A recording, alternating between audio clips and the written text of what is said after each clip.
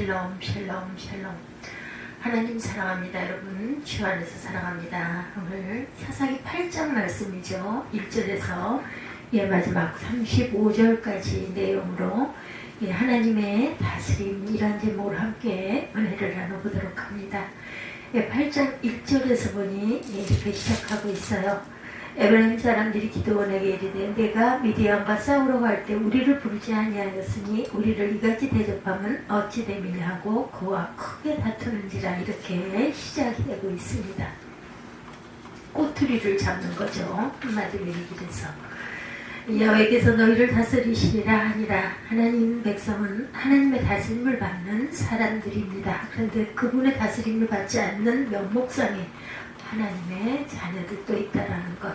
첫 번째는 에브라임 사람들입니다. 그들은 미디안의 두 방백을 처치한 후에 기드온에게 따져 묻습니다. 네가 미디안과 싸우러 갈 때 왜 우리를 부르지 아니하였느냐. 원래 에브라임은 요셉의 둘째 아들인데 야곱으로부터 장남이 므낫세보다 더 큰 자가 되리라는 축복을 받죠. 창세기 48장 19절에 증거합니다. 그리고 실제로 에브라임 지파는 므낫세 지파보다 큰 지파로 성장을 했어요. 가나안 정복 전쟁의 지도자 여호수아도 에브라임 지파 출신입니다. 이런저런 이유들로 그들은 지금 자긍심이 굉장히 강했던 사람들. 그런데 이번 전쟁에서는 므낫세 지파에 속한 기드온이 큰 공을 세웠으니 자존심도 상하고 시기심도 생겼겠죠. 그들은 마치 기드온 때문에 큰 공을 세울 수 있는 기회를 빼앗긴 것처럼 비난을 합니다.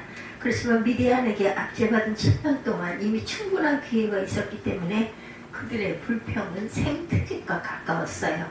이 사건 이후에도 그들은 세바와 살문나를 추격하는 힘든 일은 가담하지 않습니다. 본문의 에브라임 사람들은 하나님의 백성이라는 이름을 가졌으나 하나님의 다스림 대신에 명예욕의 지배를 받고 있습니다.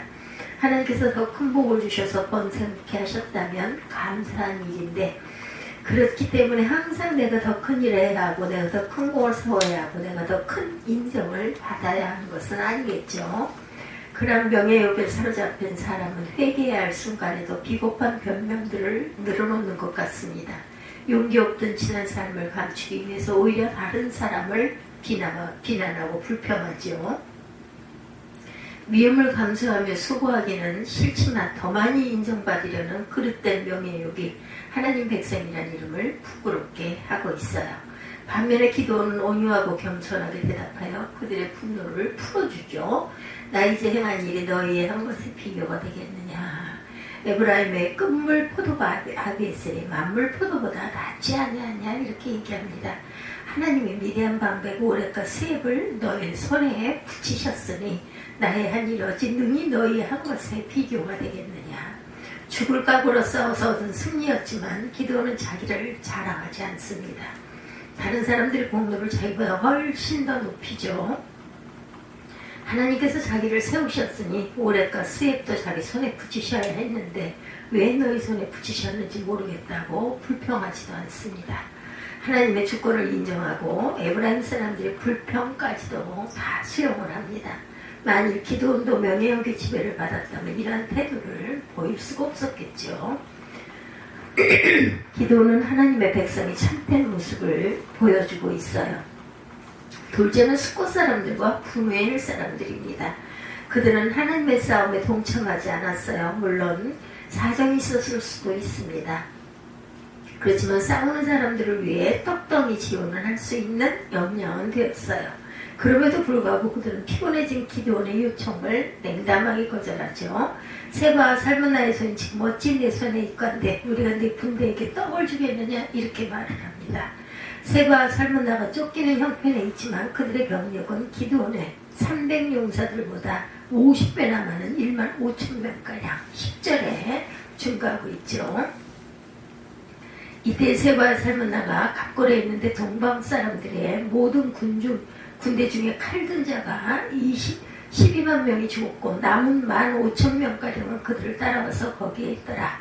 적군이 안심하고 있는 중에 기드온이 노바와 요보와 동쪽 장막에 거주한 자에게로 올라가 그 적진을 치니 세바와 살문나가 도망하는지라 기드온이 그들의 뒤를 추격하여 미디안의 두 왕 세바와 살문나를 사로잡고 그 온 진영을 격파하느니라. 네, 이렇게 증거해요. 12절에 보면 하나님의 뜻이 무엇이며 그 뜻을 위해 자신이 합력할 수 있는 부분은 어떤 것인지를 생각하는 태도가 보이지 않습니다. 네, 언제든지 전세가 역전될 수 있음을 파악한 그들은 기드온을 돕기는커녕 죽을 힘을 다해 추격하는 그들을 조롱합니다. 거저 어떻게 처신하는 것이 자기에게 유익한가를 따지는 기회주의자의 모습만 부각이 되는 거죠. 전쟁 결과를 보고 이긴 편에 보다 조금도 손해보는 일을 하지 않겠다는 마음을 이룰 수가 있습니다. 그들은 자기들을 위해 싸우는 기드온을 돕지 않았을 뿐만 아니라 피곤을 무릅쓰고 헌신하는 사람들을 조롱하고 사기를 떨어뜨립니다. 그들은 하나님의 백성이라는 이름을 가졌으나 하나님의 다스림 대신에 이기심의 지배를 받은 사람들이었던 거죠. 반면에 300인 용사들은 요단을 건너고 피곤 하나 따르며 하나님의 뜻을 끝까지 성취하려 합니다. 그들은 피곤할지라도 순종했고 사람들이 알아주지 않아도 순종했어요. 이기적인 사람들이 협력해주지 않고 조롱할 때 자기가 떨어질 수 있었지만 좌절하지 않았습니다. 이런 사람들을 위해서 목숨 걸고 싸우는 것에 대해 회의가 생길 수도 있었지만 포기하지 않았어요. 지치고 피곤했으나 상황을 봐가며 순종하지 않았습니다.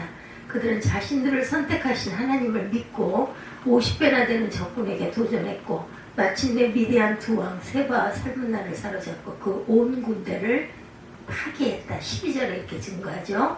300용사들 역시 하나님 백성의 모습이 어떠했는지 잘 보여주고 있어요.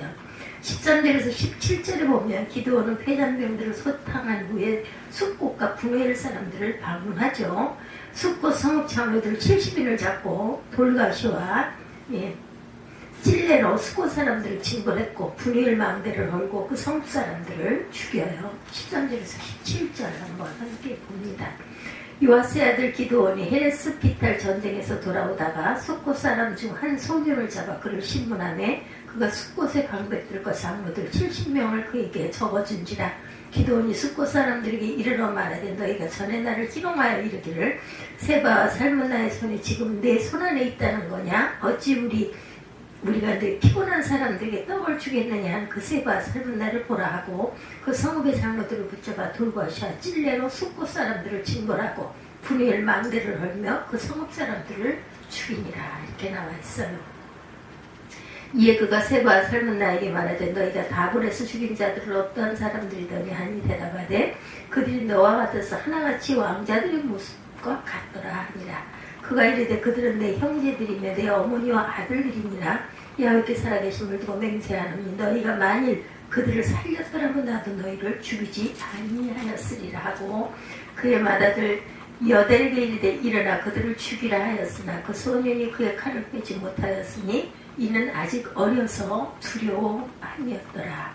세바와 살문나가 이르되 내가 일어나 우리를 치라. 사람이 어떠하면 그의 힘도 그러하니라 하니 기드온이 일어나 세바와 살문나를 죽이고 그들의 낙타목에 있던 초승달 장식들을 떼어 가지니라. 이렇게 21절에 증거하고 있습니다. 추격하는 상황에서 내린 방지를 위해 자중할 필요가 있었지만 이젠 전쟁이 종결된 상황이라 마음이 달라졌다고 볼 수가 있겠죠. 기드온이 강한 지파인 에브라임에게는 겸손과 온유를 대처하면서도 작은 성읍들을 강력하게 징벌한 것에 대해 문제점을 지적받기도 합니다. 사실 기드온은 전에 나를 기롱하여 말한 것을 징벌의 이유로 삼았는데 이는 그 상처 입은 자존심 때문에 개인적으로 복수하려는 마음이 있었음을 보여주죠.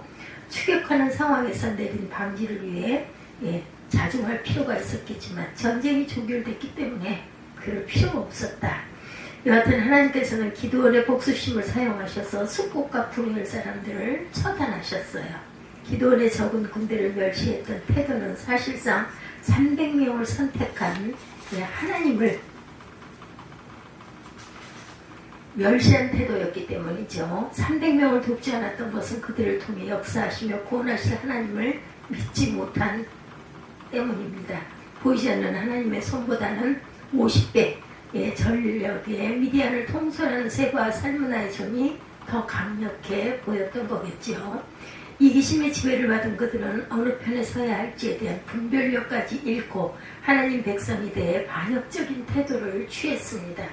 나와 함께 아니하는 자는 나를 반대하는 자요, 나와 함께 모으지 아니하는 자는 해치는 자니라 하는 말씀이 이 상황에 참으로 적절해 보입니다.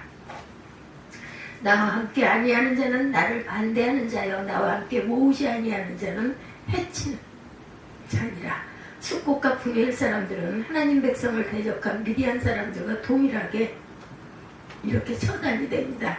세 번째는 이스라엘 사람들이에요. 당신이 우리를 미디안의 손에서 구원하셨으니 당신과 당신의 아들과 당신의 손자가 우리를 다스리소서. 22절에 이렇게 증거하죠. 이 사람들의 특징은 보이지 않는 하나님의 다스림을 인지할 줄 모른다는 점이에요. 그들은 하나님께서 이스라엘을 구원하셨음을 보지 못합니다. 눈에 보이는 기드온이 구원했다고만 생각을 하죠. 그들은 하나님의 백성이라는 이름을 가졌으나 보이지 않는 하나님의 다스림을 받기보다 항상 눈에 분명히 보이는 것이 어떤 것에 지배를 받거나 지배받기를 갈망하는 사람들이었어요. 눈에 보이는 것들의 지배를 받는 이스라엘의 삶의 양식은 어떠했어요? 33절에서 35절을 보면 기드온이 죽은 후에 이스라엘 자손이 돌이켜 바알 브릿을 신으로 섬겼다 이렇게 증거합니다. 자기들을 건져내신 야훼, 자기들의 하나님을 기억하지 아니했다. 또한 기드온이 이스라엘에게 베푼 모든 은혜를 따라서 그의 집을 후대치도 아니합니다. 지조도 없고 의리도 없는 모습입니다. 이스라엘 자손은 상황이 바뀌자 너무나 쉽게 변절해요. 평화로운 환경도 그들을 성숙시키지 못했어요. 눈에 보이는 것을 전부로 여겼기에 항상 눈에 보이는 우상들을 선호했고 눈에 보이지 않으면 쉽게 망각하고 은혜도 쉽게 잊어버립니다. 분명하게 하나님의 통치하심을 인식하고 있었던 기드온과도 대조가 됩니다. 넷째는 기드온이죠. 18절에서 21절에 보면 세바와 살므나를 체포한 기드온이 개인적인 복수심을 근거로 그들을 처단해요. 그들은 내 형제 내 어머니의 아들이니라. 너희가 만일 그들을 살렸다면 나도 너희를 죽이지 아니하였으리라. 기드온은 야훼 전쟁을 자신과 자기 가문을 위한 싸움으로 변질을 시킵니다. 전쟁에서 승리한 이후부터 그의 모습은 하나님의 다스림을 강하게 받던 초기 모습에서 자꾸자꾸 이탈을 하죠. 물론 기드온은 야훼께서 다스리신다는 의식이 있어서 아주 변했어요. 내가 너희를 다스리지 아니하겠고 나의 아들도 너희를 다스리지 아니할 것이요. 야훼께서 너희를 다스리시라는 선언에는 나는 다스리지 않겠다는 의지가 분명하게 드러나 있습니다. 보이지 않는 하나님의 다스림을 생생하게 체험한 그는 대대로 백성들을 위해 군림할 수 있는 명예와 권세를 단호히 거절합니다.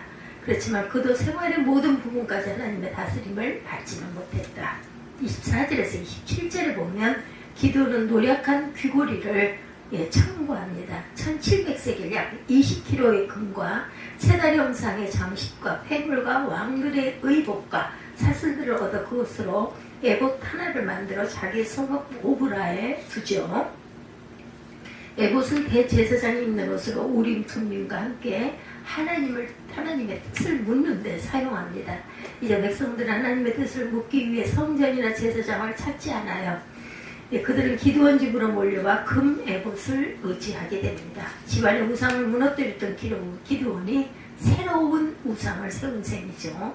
그것이 기드온과 그 집의 올무가 되었다라고 증거됩니다. 30절에 보면 기드온은 왕의 보좌를 거절했지만 많은 아내를 두고 실상은 왕처럼 호사스럽게 살았다. 재정의 사용 문제, 하나님의 뜻을 묻는 문제, 호사스러운 가정생활 등에서 하나님의 다스림을 받는 사람답지 못함을 드러냅니다. 성도란 눈에 보이지 않는 하나님의 통치를 실제로 의식하고 살아가는 존재들이죠. 보이지 않는 것을 보았기에 구별된 삶의 방식으로 사는 사람들입니다. 그들은 보이는 것만이 전부라고 생각하지 않아요. 눈에 보이는 명예나 이익 혹은 사랑 같은 것들의 지배를 받기보다 보이지 않는 하나님의 다스림을 받으며 살아갑니다. 보이는 어떤 것보다 하나님의 통치하심이 더 실제적인 것을 인식하면서 현재 여기서 살아가는 존재라야 참으로 하나님의 백성이라고 할 수 있을 것이다 라는 것을 잊지 않는 저와 여러분들이 되시기를 주님의 이름으로 축복합니다. 오늘 사사기 8장 말씀, 하나님의 다스림, 기드온이 죽인 미디안 왕들에 대해서 함께 은혜를 나눴습니다. 기도하시겠습니다.